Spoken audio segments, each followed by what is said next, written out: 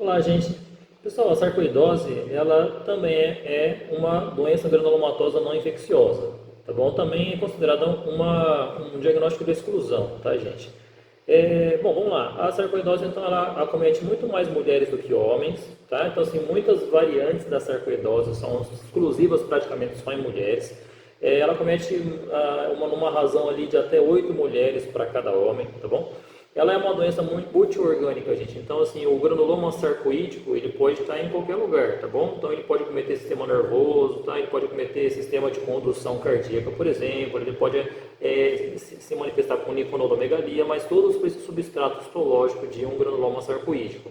Pode acometer o fígado, o hepato, esplenomegalia, enfim, tá? Pode acometer vários órgãos. Então, é uma doença multiorgânica e pele, tá? Isso que é importante, né? Ele tem um acometimento, uma epidemiologia de uma incidência bimodal, gente. Então, um pico de incidência ali entre 25 e 35 anos e um outro pico de incidência ali pelos 40 e 65 anos, tá? Ele tem um acometimento, um picozinho assim também nas crianças, ali um pico com uns 10 anos mais ou menos. 20% dos pacientes, eles são nessa epidemiologia desse pico de crianças também, tá? A fisiopatologia da sarcoidose, então, acredita que seja uma reação a algum antígeno que a gente não consegue identificar, tá? Então, muitos fatores desencadeantes ali possíveis da sarcoidose, a micobacteriose atípica, o antígeno da tuberculose, enfim, né, citomegalovírus, Epstein-Barr, herpes, borreliose, enfim, outros antígenos, por exemplo, alimentares ou de alguns metais, alumínio, berílio, enfim, tá? Sílica, tá? Então, assim, alguns antígenos em que num paciente predisposto que induz que tem essa predisposição de gerar uma reação sarcoídica, começa o surgimento dessas lesões na pele, nos pulmões, tá? Então, esse acometimento, alguns subtipos de HLA estão associados a uma maior ou uma menor suscetibilidade da doença. Então, o HLA-B27 está associado a uma doença mais restrita aos pulmões. O HLA-B13 e o B35, né, uma sarcoidose que tem essa tendência de ter isso mais precoce, tá, gente? Um HLA-DR1 e DR4, aparentemente ele tem um papel protetor ali da sarcoidose. Enquanto, por exemplo, HLA é 11, 12, 14, 15, 17, por exemplo, né, uma predisposição ali à sarcoidose. Então, assim, sei lá, HLA-DR menor número, mais protetor. HLA-DR maior número, maior suscetibilidade à doença, tá? Então, ele tem, né, na sua fisiopatologia ali uma intensa proliferação de células TH1. Então, a gente sabe que o granuloma, né, os anti-TNF, por exemplo, né, que geram ali essa ruptura do granuloma, então a gente consegue correlacionar com a psoríase, por exemplo. Então, essa resposta TH1 na formação dos granulomas, na proteção da formação dos granulomas é importante, tá?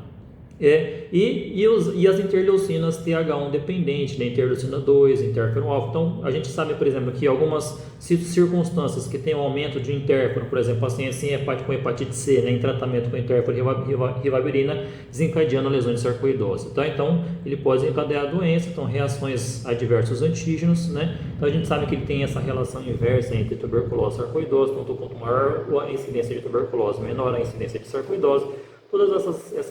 Tudo da sarcoidose já foi questão de prova, tá, gente, tá? Então, das manifestações clínicas, a gente lembra que só 30, né, a 60% dos pacientes têm manifestação cutânea, tá, gente? Então, ele pode ser só uma sarcoidose óssea, só uma sarcoidose linfonodal, não necessariamente ela é uma doença cutânea, tá? Então, a doença de pele, ela pode ser a única manifestação, ela pode preceder por muitos anos as manifestações pulmonares, por exemplo, tá? Então, o pulmão ali, acometido em 90% dos casos, então, principalmente uma doença pulmonar, tá? E as lesões clínicas, elas são muito variadas. A gente sabe que a sarcoidose é uma grande imitadora, né? Mas, normalmente, a lesão clínica principal é uma pápula ou uma placa eritematosa ou violácea, né, de superfície lisa, levemente escamativa. Pode ser centenas, pode ser única localização, mas normalmente essa região da face, do pescoço, cervical, tórax, né, e extremidades extensoras são as mais acometidas, tá? Então, essas lesões com essas características, normalmente elas são firmes na palpação e assintomáticas, indolores. Então, placas eritemoto-venhosas, indolores, né, e muitas variantes clínicas. Por exemplo, uma forma liquenoide, mas na forma liquenoide normalmente não tem histerias de Wickham, né? A sarcoidose cutânea anular, tá? Ela pode se manifestar quando acomete couro cabeludo, sobrancelha de um padrão de alopecia cicatricial, simulando um LED, por exemplo. Tá? A quelite granulomatose de Micher também alguns autores consideram uma variante da sarcoidose, tá? Forma pseudonecrótica, elefantiásica, enfim, tem vários subtipos ali clínicos de sarcoidose, tá? Na vitropressão a gente sabe que é um teste, né, que a gente aperta ali com uma lâmina e tira um pouquinho do eritema ali, né, da vasodilatação e só sobra, né, esse padrão de sarcoídico, granulomatoso, que vai ser aspecto meio que amarelado, né, na cor de geleia de maçã, isso é importante, né? A topografia que a gente já falou, né, e ela evolui normalmente em surtos da gente. Então, assim, aparece, às vezes a lesão fica paradinha lá por meses e anos, aí dá uma melhoradinha, aí aparece outro surto, tá? E pode regredir pode regredir algumas lesões. E normalmente a sarcoidose está muito associada com telangiectasias, tá, gente? Telangiectasias e hiperpigmentação, a gente vai ver que muitos dos subtipos da sarcoidose cursam com telangiectasias. Então a vitropressão é mais ou menos para isso, tirar esse padrão vascular da sarcoidose, tá? Agora, as variantes clínicas, que são várias, gente, tá? Então, algumas são mais importantes, tem alguns nomes, né, específicos. Então, a sarcoidose rosácea-forme, simula uma rosácea, tá? Também predomina ali no sexo feminino, né? E não sabe se ele é um tipo ali da rosácea granulomatosa, do lúpus miliar disseminado da face, mas a diferença da sarcoidose rosácea-forme é que o infiltrado granulomatoso ele é mais profundo e mais difuso do que a rosácea granulomatosa, por exemplo. Seria uma diferença mais histológica, tá? A dermatite granulomatose periorificial infantil também está lá no capítulo lá das dermatoses rosácea simile também, né? Da dermatite perioral, mas o infiltrado mais granulomatoso, né? Que acomete mais criança, mais de fototipo alto, mas ou pode acometer adolescente, pode acometer crianças caucasianas também, mas principalmente crianças negras, né? Num padrão de uma dermatose periorificial, dermatite granulomatose periorificial infantil, que a gente vê também em outros capítulos também, principalmente em crianças negras, tá?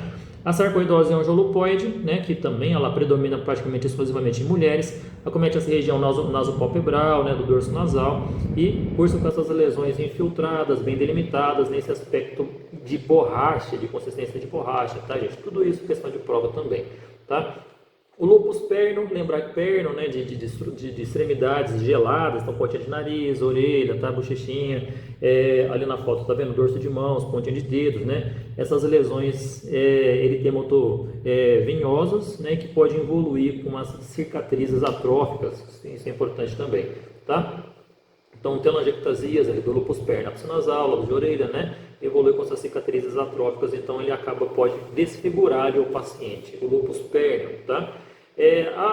A sarcoidose hipodérmica subcutânea, ali, a síndrome de Darrier-Rousse, né? Alguns nódulos sem processos inflamatórios, aflegmásicos, né? Recobertos por pele são levemente eritematosa e infiltrado nesse aspecto de pele de casca de laranja, tá? A síndrome de Hereford, então a gente lembra, né? Hereford, febre uveoparotídea, é um outro nome dele, então febre, uveíte, unilateral, bilateral, eridociclite, né? Associado também a infiltração sarcoídica de parótida e paralisia facial também predomina em mulheres, síndrome de Hereford, né? Então febre uveoparotídea, mais paralisia facial. Quando acomete glândulas lacrimais salivares, a gente lembra da síndrome de Mikulicz, que também tem em outras doenças também, síndrome de Sjögren, linfoma também, tá? A síndrome de Lofgren, a gente lembra que é uma sarcoidose benigna, de evolução benigna e aguda, né? Está associado ali a eritema nodoso, né? Adenopatia perilar, tá? Febre e uveíte, tá, gente? Para quem gosta desses mnemônicos, se dá para colocar tudo isso na palavra, né? Então, lung, né, de pulmão, eritema nodoso no finalzinho ali, tá vendo, né? Febre, o F, né? Então, o osteoartrite, tá bom, gente? O G, normalmente, o U de good, bom prognóstico, tá? Então, assim, síndrome de Lofgren é uma sarcoidose aguda, né, benigna. Então, ou seja, lembra que a gente diz, a sarcoidose com eritema nodoso é bom, né, um bom prognóstico, ter eritema nodoso, tá? O acometimento osteoarticular, então principalmente a síndrome de Jungling, né, que são essas tumefações, principalmente nas falanges distais, assim, tá? Na radiografia, imagens císticas, né, associada ao acometimento ungueal, distrofia ungueal, hiperkeratose subungueal, tá? Então, essa é a síndrome de Jung-Ling, né? Em 30% dos pacientes apresentam essas alterações ali osteoarticulares, tá? Tem essa forma osferada, né, que também foi questão de prova aí nos últimos anos, aí, principalmente nos membros inferiores de pacientes da raça negra, tá? Mas tem um milhão, assim, entre aspas, de variantes ali da sarcoidose, tá? Então lembrar que a sarcoidose, gente, né, que a gente falou, né, é uma doença pulmonar ali, praticamente em quase todos os pacientes, mas normalmente é sintomático. Então, tá vendo, né, a maioria dos pacientes ele está no estadiamento E1, tá, gente, com adenopatia perilar sem infiltração do parênquima, tá? Então, aqui 5% só dos pacientes não tem acometimento pulmonar, tá vendo? Raio-X limpo, né? Então 1% da adenopatia, tá vendo na clínica ali, né? Sem alterações do parênquima, 50% estão nesse estadiamento aí, né? Uns 20% mais ou menos tem adenopatia associada ao infiltrado do parênquima. No estadiamento E3 tem infiltrador do parênquima sem adenopatia perilar, ali uns 15%, né? E uns 15% acaba evoluindo para fibrose, enfisema, cistos, né?